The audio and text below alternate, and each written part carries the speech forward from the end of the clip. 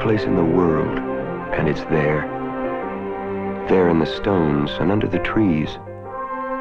Locked in the mountains, hidden in the cliffs. Walk into your own backyard and pick up some dirt. You're holding it in your hand. The most abundant metal on Earth. For thousands of years, men were using the other metals, gold and silver, copper, tin and iron. But just 150 years ago, nobody had ever seen as much as a pinhead of the metal of common clay, the fantastic stuff that was everywhere, right under their feet.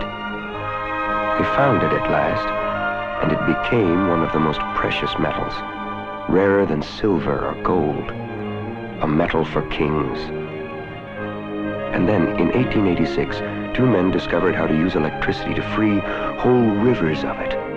And that's why today, every day of your life, you're using aluminum.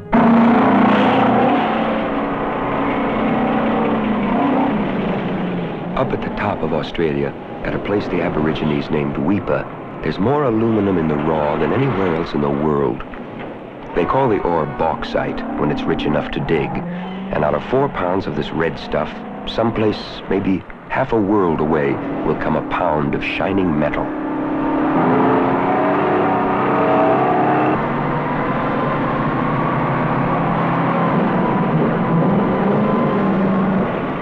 Weipa is a frontier, and it took pioneers to come out to the tropical bush and, in a handful of years, build one of Australia's biggest mining complexes.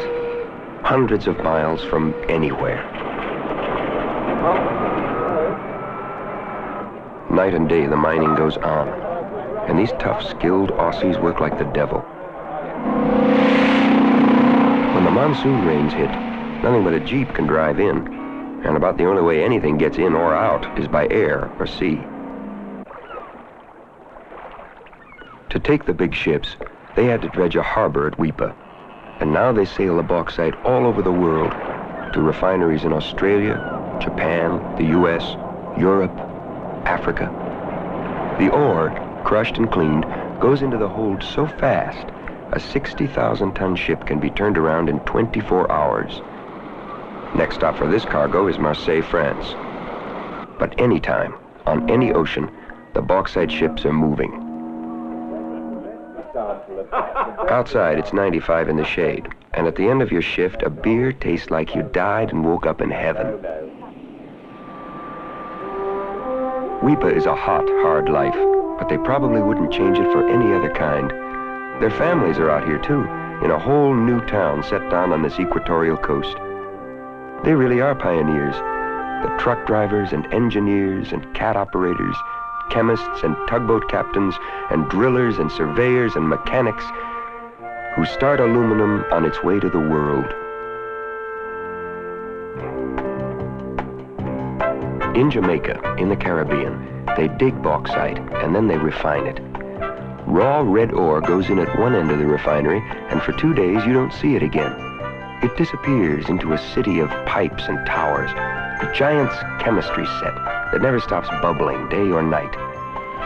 The endless rumblings of conveyors, the angry hiss of live steam, the sharp smell of caustic soda, the roaring flames of the drying kilns, the men working intricate controls. If you're not an engineer, it seems like madness. But inside this metal jungle, watched every step of the way by electronic controls, the unseen bauxite is losing its impurities.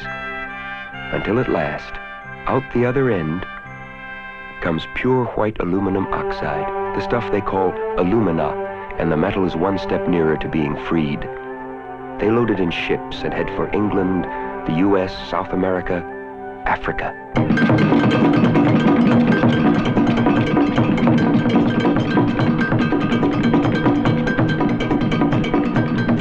It used to be the Gold Coast.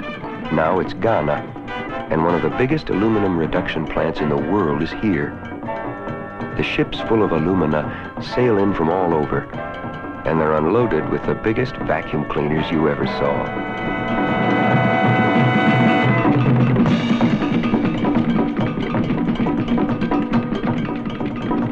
Ghana has a heritage, but the past isn't where it lives. There's power here from a new dam on the Volta River. And to reduce the metal, to tear it free from oxygen, you need enough electricity to light a city. The men who make the plant go are skilled and proud Ghanaians.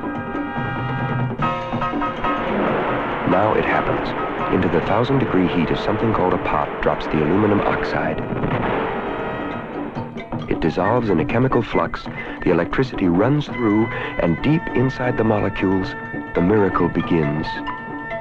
Hundreds of pots are working, and in the control room, engineers watch them all for any sign of trouble. There are aluminum reduction plants on every continent, but not one is more modern or more automated than this plant in the heart of Africa. The shining liquid collects at the bottom of the pot and they siphon it off. For the first time since the beginning of the world, the metal is free. And when you come right down to it, it wasn't electricity that freed it. It was people.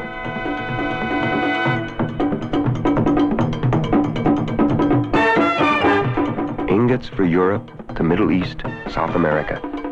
Roofs for the Congo, pots for Kenya, power lines for Tanzania.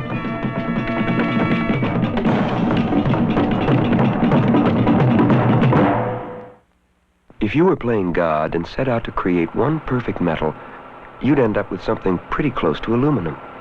Apparently there's no limit to the astonishing things it will do, or the shapes you can form it into. Like taking a 10,000-pound ingot and rolling it until you've got 300 miles of foil about as thin as a fly's wing. You can use any metalworking technique there is to turn aluminum into anything you want, from soft drink cans like these to the biggest airplane that ever flew.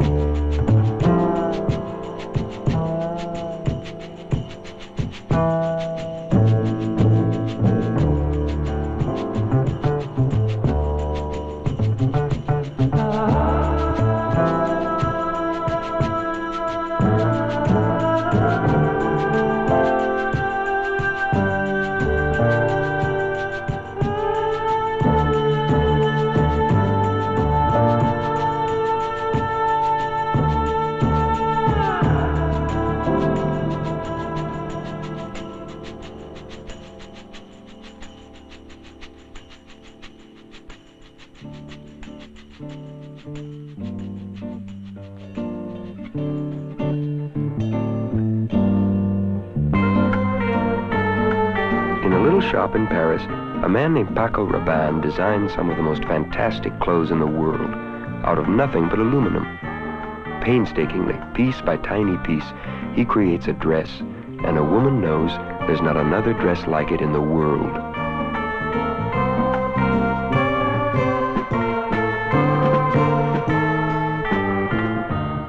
of 10,000 aluminum discs, he makes a coat that's like a waterfall of light.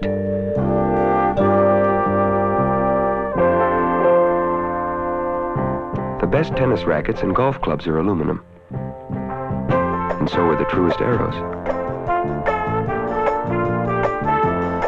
It makes canoes that are light enough to carry and strong enough to shoot the wildest rapids. Backpacks, tent poles, cooking gear, food packages, reflecting blankets. The outdoors is aluminum country.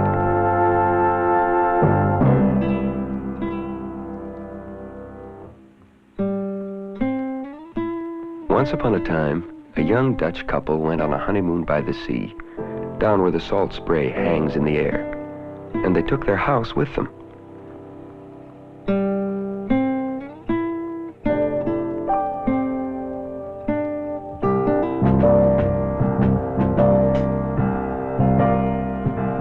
Trailers, big and small, are aluminum because they're light and they'll never rust, no matter where you haul them.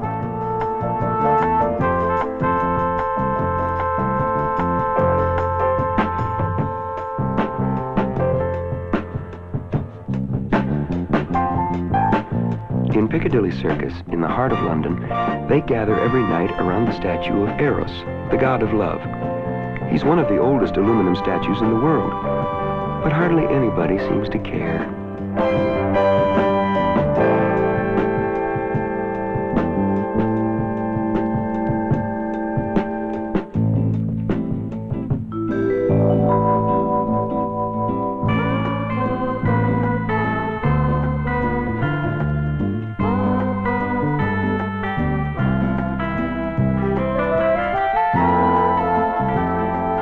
The next time you paint a bridge, do it with aluminum paint, any color you'd like.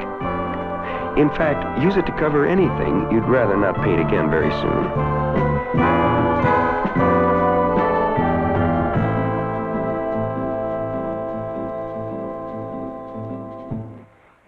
There are aluminum boats so light they practically take off and fly, like this hydrofoil, ferrying commuters across the harbor of Sydney, Australia at 40 miles an hour.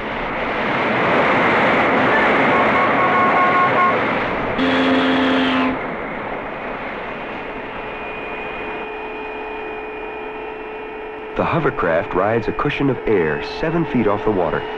So even when the waves are rough, nobody gets seasick. And it's so fast, you drive on in England, and 35 minutes later, you're in France.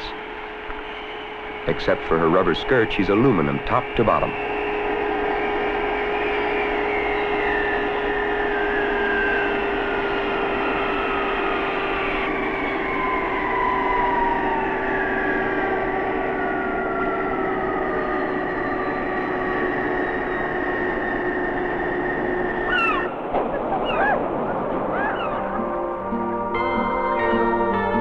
Any place where there's salt water, you'll see aluminum. Sydney's famous lifeguards brave the surf in light, strong boats that never rust. And skin divers are sure their zippers won't stick.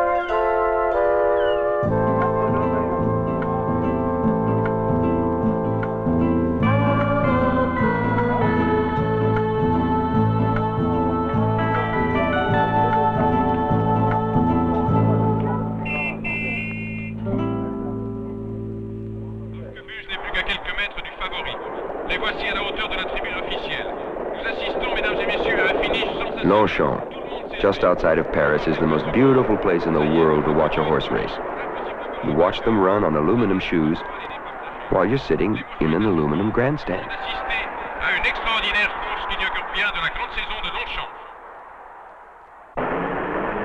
The good old double-deckers of London. You'd never guess what they're made out of.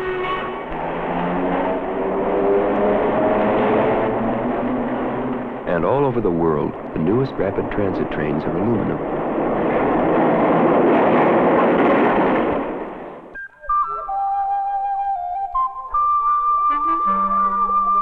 For 50 years, they've been making airplanes out of it. And now, the first supersonic jetliner in the world, the British and French Concorde, is aluminum. The frame, the skin, the whole beautiful machine.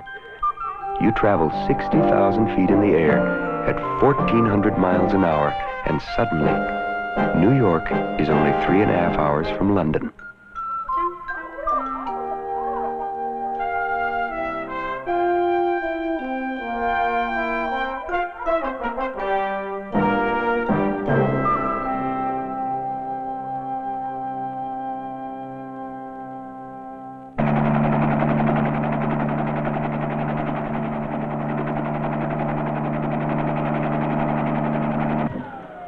It's called containerization, and all it is a revolution in getting things from here to there. Huge aluminum boxes full of anything from tractors to TV sets to heads of lettuce. They move the box from a train to a ship to a truck and even to an airplane without ever having to unload anything except the box.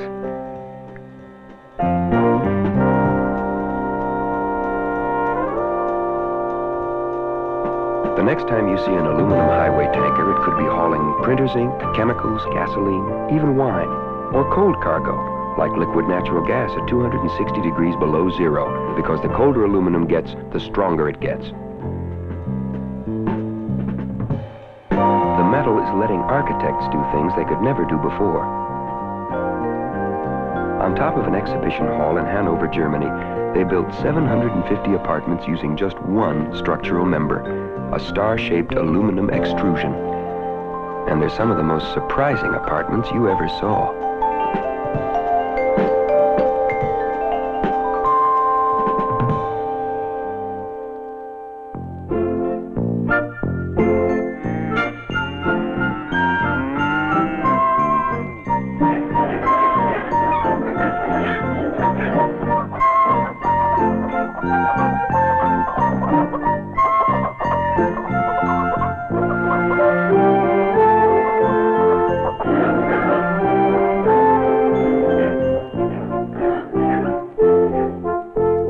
Farm may look like a peaceful place, but if you're the farmer, you're the busiest man on earth. And anything that makes your life easier and gives you more profit, you're going to use. Aluminum roofs to keep out the heat, so the cows give more milk and the hens lay more eggs and the pigs get fatter. Wiring, gates, irrigation pipes that weigh so little you can move them easily from field to field. Hog pen floors that won't rot out. Barns and silos that are easy to maintain in any climate, here in New Hampshire or down in the hot Southwest.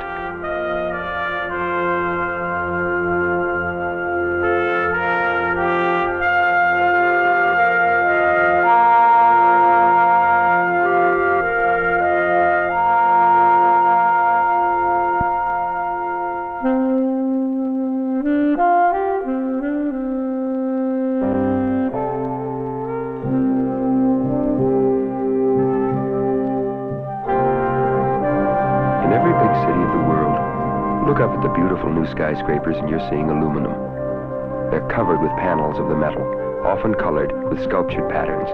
And the panels go up so easily that one New York building, all 40 stories of it, got its walls in just one working day. Even the electricity that lights them up gets there over aluminum cables.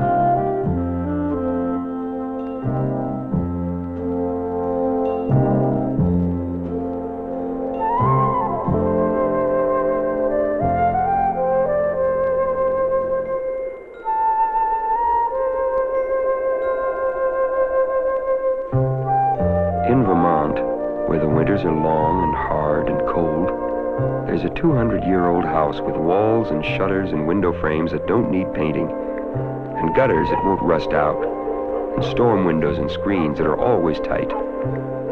Millions of homes are covered with aluminum, but you can't always tell.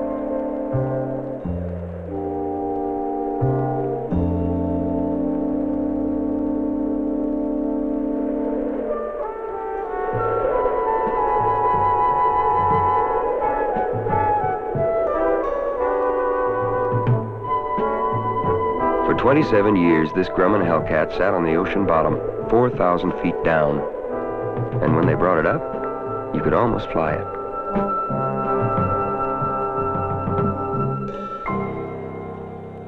When a man named Neil Armstrong first stepped onto the moon, aluminum did a lot to get him there. It was the workhorse metal of the whole space program, Rockets, capsules, fuels, wiring. Even the building where they assembled the rockets, the biggest building in the world, was all aluminum.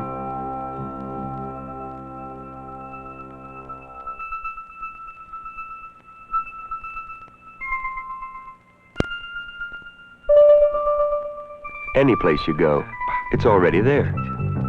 Go up a mountain and you'll meet somebody on aluminum skis with aluminum poles and aluminum buckles on his boots.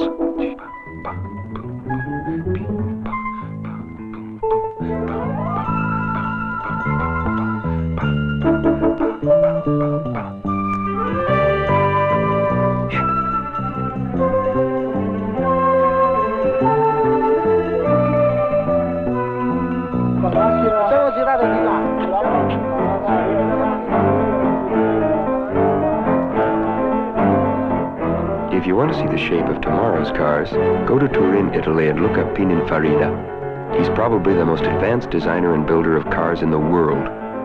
He hand builds dream cars that work.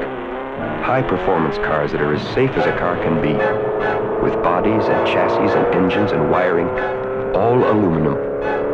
And they're pieces of sculpture, so beautiful that museums exhibit them.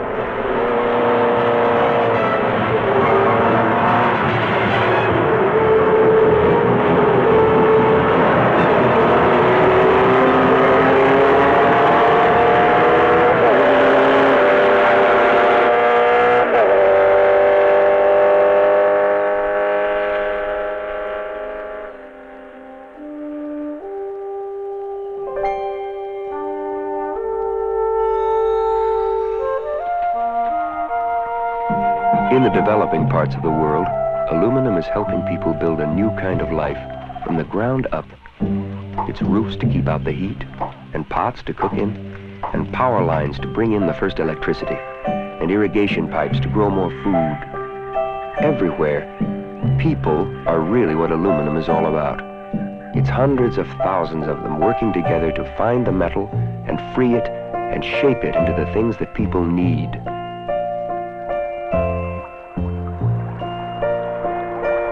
In this boy's lifetime, the world's use of aluminum could grow 50 times over. But the challenge isn't just to produce more and more and more. It's to use this fantastic metal with wisdom, for beauty instead of clutter, for peace instead of war, for lives that are more fully human.